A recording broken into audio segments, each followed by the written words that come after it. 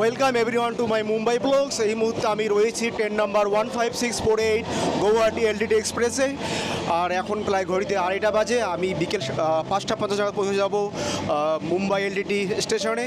So let's start this blog.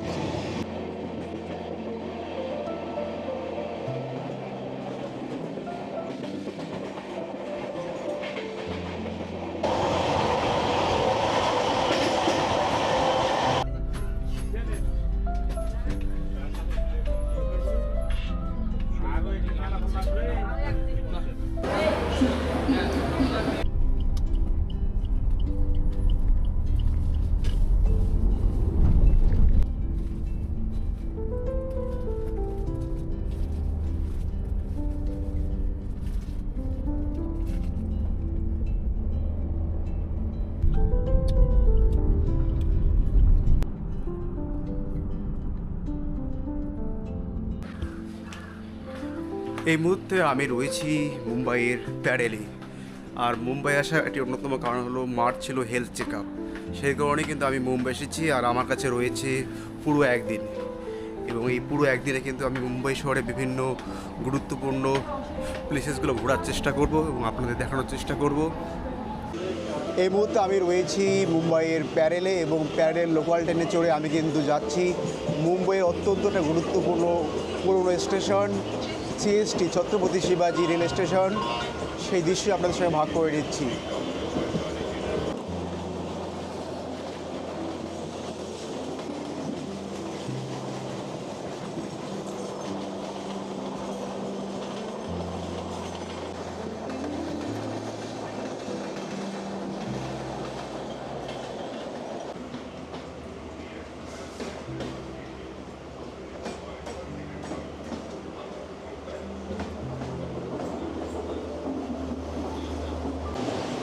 দেখুন কি অবস্থা। আমি রয়েছি মুম্বাইয়ের লোকাল ট্রেনে। এখন ঘড়িতে প্রায় বাজে সকাল 4:30, আর পুরো ট্রেন ফাঁকা। আমি পুরো কামরায় আমি একাই রয়েছি, কোনো ভিড় নেই।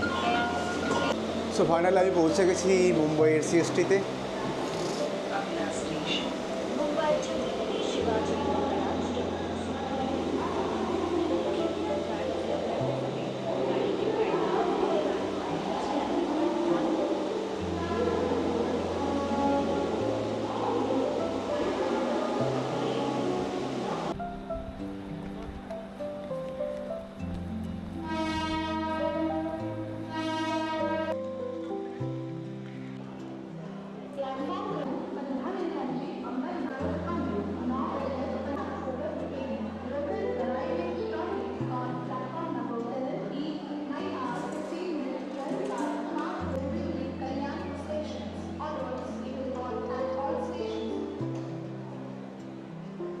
সো ফাইনালি আমি এই মুহূর্তে পৌঁছে গেছি ছত্রপতি শিবাজি রেল স্টেশনে। আমি স্টেশন থেকে বাইরে বেরোনোর চেষ্টা করছি, এবং এখান থেকে বাইরের স্টেশনের ভিউটা আপনাদের দেখাবো।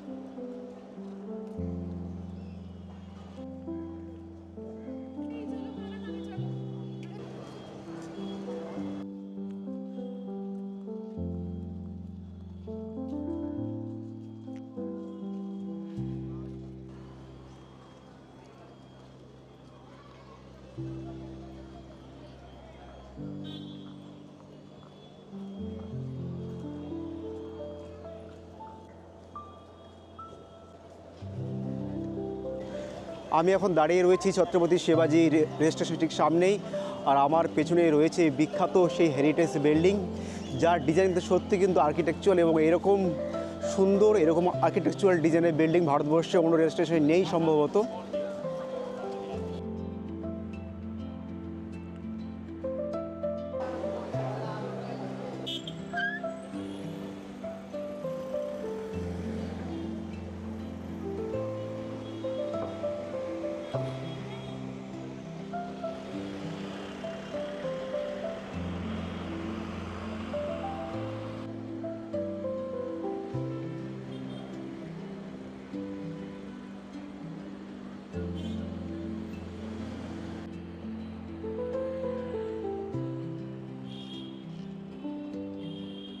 এই মুহূর্তে আমি রয়েছি ছত্রপতি শিবাজি টার্মিনাল স্টেশন ঠিক সামনেই, আর তার ঠিক সামনে রয়েছে ডক্টর ফিরোজ শাহ এম মেহতা কি মূর্তি, এবং তার পেছনে রয়েছে দারুণ একটা স্ট্রাকচার রয়েছে ওয়ার্ল্ড হেরিটেজ। এই স্টেশনের সামনে অনেকে কিন্তু ভিড় করে আছে এবং তারা এখানে কিন্তু ফটোশ্যুট করছে।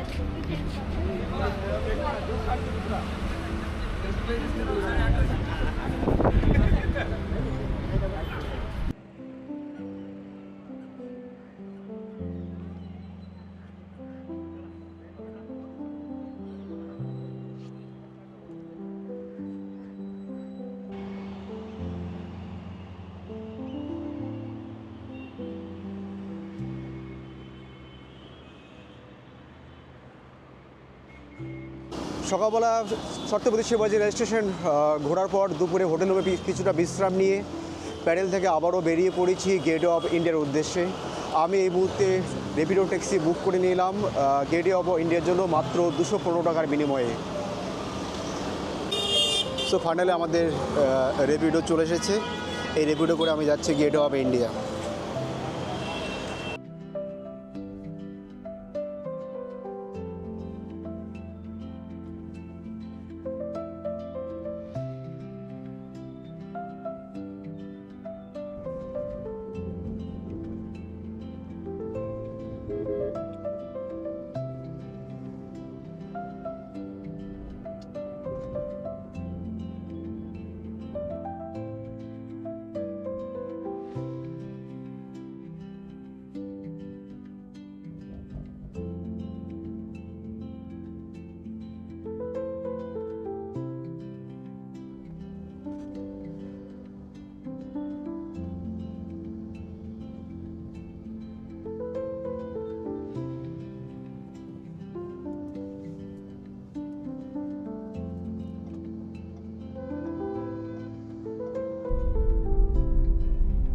ফাইনালি পৌঁছে গেছি গেট অফ ইন্ডিয়াতে।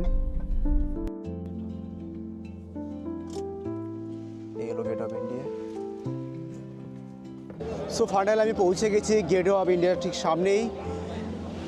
আমার পেছনে রয়েছে গেট অফ ইন্ডিয়া এবং তার অপোজিটে রয়েছে দি হোটেল তাজ, এবং তার ঠিক সামনে কিন্তু রয়েছে অ্যারাবিয়ান সি, আরব সমুদ্র। সবটাই আপনার সঙ্গে ভাগ করে নিচ্ছি।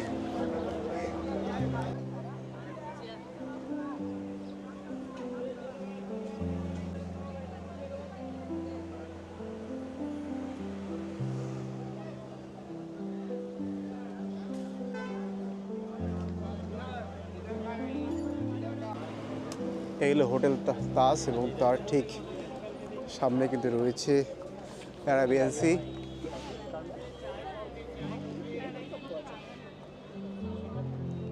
তো দূরে কিন্তু রয়েছে গেট অফ ইন্ডিয়া।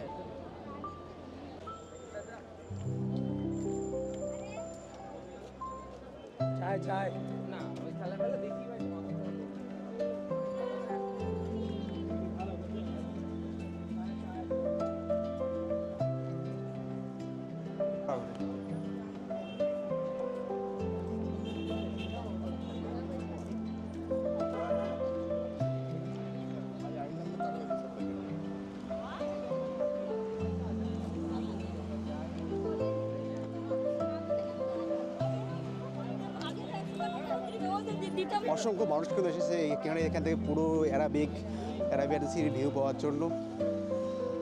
এখানে দেশ বিদেশের পর্যটক ভিড় জমিয়েছে।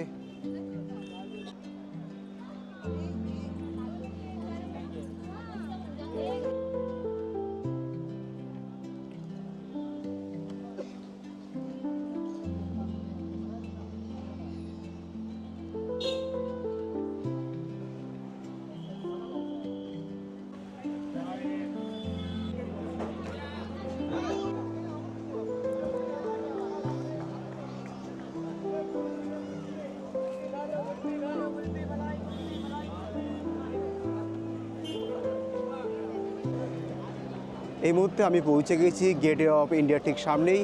আর এখানে কিন্তু অনেক টুরিস্ট এসেছে কিন্তু গেটওয়ে অফ ইন্ডিয়া দেখতে। তার কিছু দৃশ্য আপনাদের সঙ্গে ভাগ করে নিচ্ছি।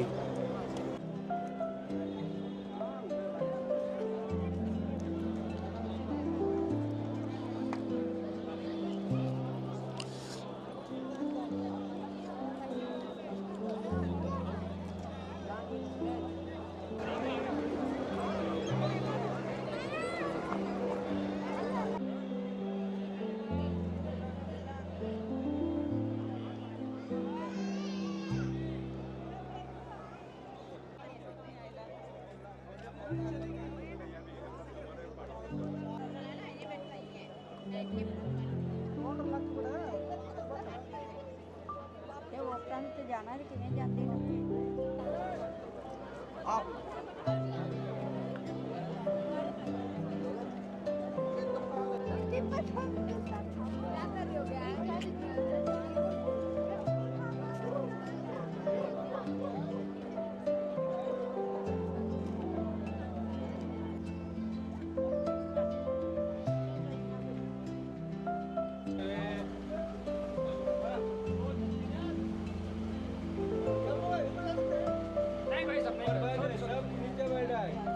আমি এই মুহূর্তে উঠে পড়েছি গেটওয়ে অফ ইন্ডিয়ার ঠিক পেছনেই রয়েছে আরব সাগর, এবং আরব সাগরে কিন্তু বোটিং করানো হয়।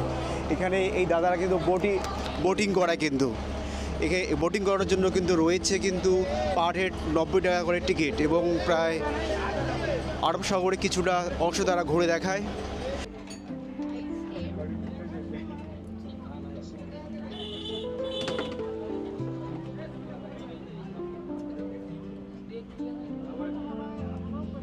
সামনের যে বোটগুলো থেকে সব কিন্তু এগুলো মাছ ধরার ট্রলার, কিন্তু এরা সব দাঁড়িয়ে রয়েছে এই পোর্টে।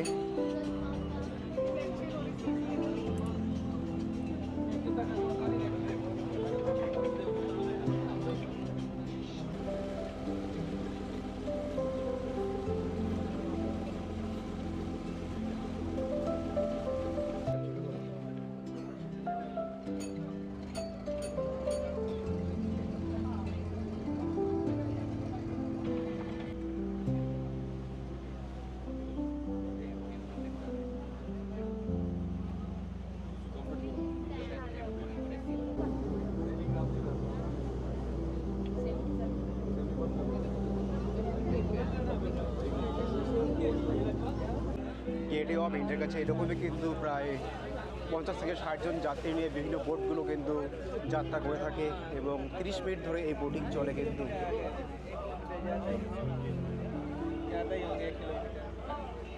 এই মুহূর্তে আমি দাঁড়িয়ে রয়েছি এই সমস্ত প্যাসেঞ্জার বোটিংয়ে, এবং খুব কিন্তু এখানে সমুদ্রের ঠান্ডা হাওয়া, অনেকটা কিন্তু খুব দারুণ দৃশ্য। এখান থেকে বিভিন্ন মাছ ধরা ট্রলারগুলো, বিভিন্ন প্যাসেঞ্জার শিপ এবং বিভিন্ন ধরনের ট্রেডিং শিপগুলো দাঁড়িয়ে রয়েছে এই গেটওয়ে অফ ইন্ডিয়ার এই আরব সাগরের পোর্টে।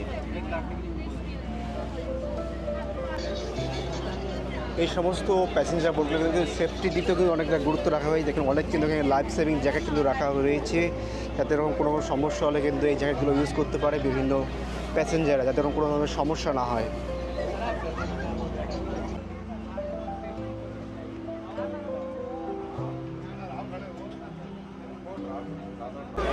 গেটওয়ে অফ ইন্ডিয়ার বোটিংটা কিন্তু প্রায় 30 মিনিটের বেশি সময় ধরা হয়, কিন্তু আপনারা যদি গেটওয়ে অফ ইন্ডিয়া ঘুরতে আসছেন অবশ্যই কিন্তু এই বোটিংয়ের মজা অবশ্যই নেবেন, আশা করি ভালো লাগবে।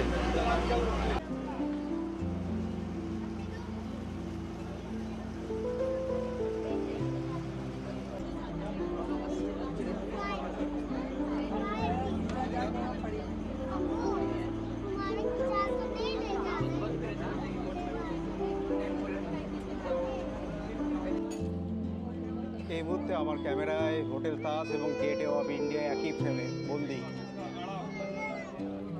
অপূর্ব সেই দৃশ্য।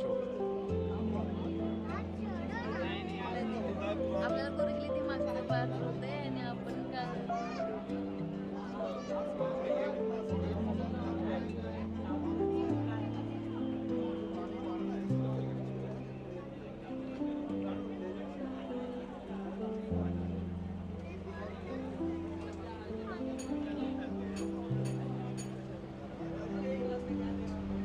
আর এখানে শেষ করছি একদিনে মুম্বাই ভ্রমণের গল্প। একদিনে যতটা পারা যায় ততটাই আমি মুম্বাই ঘুরলাম। এরপরে মুম্বাই এলে অবশ্যই মুম্বাইয়ের অন্য জায়গাগুলো এক্সপ্লোর করবো। সবাইকে অসংখ্য ধন্যবাদ।